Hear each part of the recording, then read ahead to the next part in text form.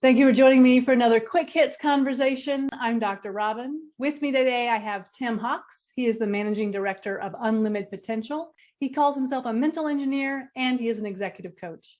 I have Stewart Wiggins. He's with Induna Advisors. He's working as a fractional chief operating officer, where he brings resources together to help scale your business.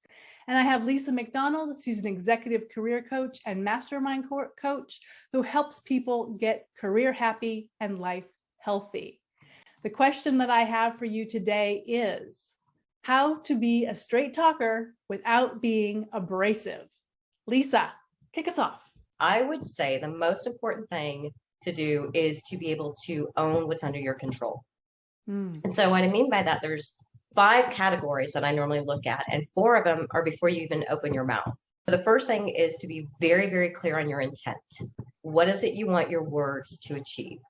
The second is your audience. So if you know your audience, is there anything that you need to take into consideration that would hinder or hurt them or help them to receive your message in the way that you intend? If you don't know them, this goes into delivery. And by delivery, I mean everything except the words. So this is body language. This is your voice, the tone, the pitch, gestures. This is a confidence appearance. And by the way, confidence isn't a gift. It's a skill that you can learn and develop. The 4th aspect is to recognize and eliminate listening bias. If you go into a situation expecting a certain response or knowing what somebody's going to say, you're pretty much preparing for conflict. So by recognizing this allows you to be more adaptable. It allows you to listen better to the other person, to watch their body language and adjust. And then the last aspect has to do with your words. And this is where I would say to avoid the sentence bombs. And these are words that you sprinkle in that kill your connectivity, your conversation, and your credibility. And the words of but, always, never, only, because now not only are you being seen as aggressive or confrontational, but you're also putting the person in a hole that there's no redemption from. So my best advice is to own what you can, do your best, and also realize somebody is always going to think you're confrontational or you're different than what you intend. And there's nothing you can do. That's not yours to own. Just own what you can. So to add to your list, would, should, must, will, and could as well go in that list. So my viewpoint's slightly different, but I think we're in alignment, which is around, I think this is about agenda. I have a concept called agenda-based conversations. So I might go to Dr. Robyn and my agenda might be to coerce her into do something for me, or my agenda might be that I want to get something out of this, or it might be that I want Dr. Robyn to improve herself. I don't know, but there's always an agenda, isn't there? Yeah. And I wonder whether in an abrasive conversation, the agenda, so if I go into somebody and I'm feeling confident and I've got, and I'm feeling like I want to get my point across, if I'm not considering that person's agenda and only mine, that's when the subject becomes abrasive. I'm going to ask a question to answer the question. I just found it was interesting when I saw the topic that straight talk was considered abrasive. When in fact, in my professional career, and this goes back to my days when I was a lieutenant in the Army, you have to be able to talk to people in a way that helps improve their performance, but not destroy them to the point that they can't continue to be successful. So I can think of examples where I've had to tell people that this really isn't a good fit for you. Perhaps you should probably go look for something else. And then they sit back and they pause and they say, yes, I've actually had this conversation with people, so they've made career changes. I think that if you're delivering a message, you have to have the sophistication and the verbal agility to be able to talk to people in a way that it doesn't hurt their feeling, but you get their message across. It's not my personality to be abrasive to somebody, to rip them apart. In fact, what I want to be able to do is I want them to walk away and say, that's probably true. That's why I use the word self-discovery. I have terminated a lot of people in my life, but I don't think anybody walked away saying, boy, I really hate that guy.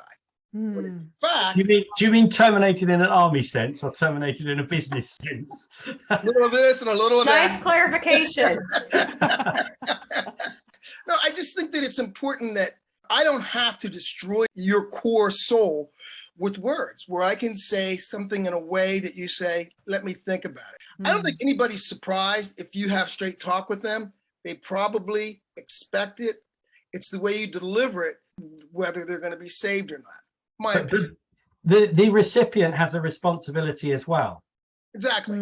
So I think in this abrasive conversation, you can come in with all the openness, take Lisa's 5 steps, but at the same time, the other person needs to be willing to hear. I mean, obviously, if you go in too hard and you overstep it, that's different. But there's got to be a willingness on their side, because it becomes abrasive when the other person reacts, doesn't it? And I always use the example in the pub where you sort of say to somebody, oh, what you should do is this. And they say, are you pointing at me? And suddenly you're in a conflict without realizing it. That person has a responsibility to understand that perhaps that point wasn't, in that case, designed to be what it was. For it not to be an abrasive conversation, both parties needs to have an element of curiosity and an element of respect on either side. I can definitely say when I was younger, I had a lot more abrasive conversations. And part of that is because I was raised to believe that if I said the truth, it shouldn't hurt your feelings. Well, that's never going to be true. Like sometimes you can say the truth and it's hurtful, but I still, even to this day, people will say to me, Robyn, you suffer no fools. I don't try to be aggressive or super straightforward. I always try to be kind and nurturing, but I'm going to say the truth. And I think it's interesting that are other people not straight talking that I come across as being so like to the fore about what's going on? Come on, Robyn, I'm British. I know all about talking around subjects and not getting strict and saying please and thank you when I don't mean it and all that sort of stuff. I think people do skirt around issues. They're fearful of what may or may not happen. Take the emotion out. Before you start that conversation, and take the emotion out so that you can think clearly and it doesn't hurt to plan the words that you want to say. How do you take the emotion out? What does that mean? I count to 10. I tell people all the time, we're going to have an unemotional conversation. But you can't tell them that, can you? Because you might say, we're going to have an unemotional conversation. You're fat, and they break down crying. And so you say that because I owned a weight loss clinic, and of course, all my patients were overweight, but we learned ways to talk to people so that it would motivate them to lose weight. The thing that people on airplanes fear is someone overweight coming down the aisle and sitting down next to them. Well, guess what? People overweight, they have that same fear because they're afraid that they're going to sit down next to somebody who is going to be uncomfortable sitting next to them. So I think you really just have to put yourself in the other guy's shoes. If I screwed up, how would I want somebody to come to me? I think it all goes back again to intent, and not only knowing what your intent is, but sharing that. And it may be having to be very clear and say, we're going to have what may feel like a difficult conversation, but this is going to help you, and this is why. Inoculation against escalation. Susan Scott's Fierce Conversations book has a really good piece on this, which is about how to deliver bad news that in this case could be abrasive. And it goes through a process where you sort of give examples and then you say what the impact is, and then you give the person a chance to respond, and then you say nothing more. So you sort of have an opening phrase in which you state your position, what the impact is, what you'd like to happen. And then the rest of that time is for them to respond in whatever way they see fit. Now, if they should choose to be angry or emotional, then fine. If they choose to be submissive, then fine. But I wonder whether the conversation not to be abrasive, you have to state your place and then allow the space for unpacking. Imagine you're a doctor and you have to deliver the news that a patient has passed away. That's really straight talk. I mean, it's not abrasive. You know that the recipient most likely is not going to want to take that news well, but yet you have to deliver it. But you can say it well, or you can say it really badly. Like I've been delivered some medical news really badly in my life. I think the thing about medical news is it's a fact. If someone's died, someone's died. But if it's not a fact, like I believe your behavior is poor and you're going to have to leave the business, there's a room for a row there, isn't there? I think that speaks back to Stewart's point of taking the emotion out.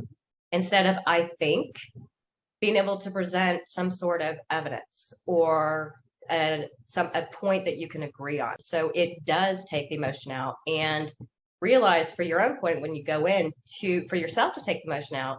Again, what is your goal for this conversation? If it's business, it's to improve performance. It's not then to cut somebody down or be right. It's to the betterment of the company.